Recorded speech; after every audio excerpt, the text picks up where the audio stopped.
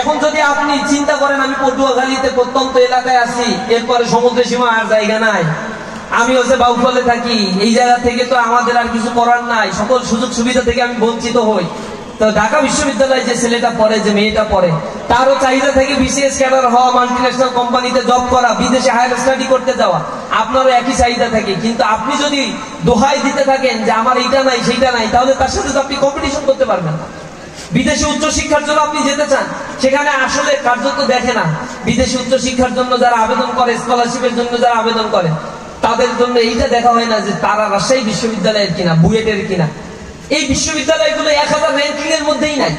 তো পৃথিবীর 1000 র্যাঙ্কিং এ বাংলাদেশের একটা বিশ্ববিদ্যালয় নাই। সুতরাং বাংলাদেশের বিশ্ববিদ্যালয়গুলো পৃথিবীর অন্য অন্য দেশের প্রফেসরদের আসলে মনে রাখার কোনো স্কোপ নাই। তো ন্যাশনাল ইউনিভার্সিটি থেকে আপনি পড়ছেন, এইটা দিলেও আপনি একজন ইউনিভার্সিটির স্টুডেন্ট হিসেবেই তাদের কাছে ট্রিটেড হবেন।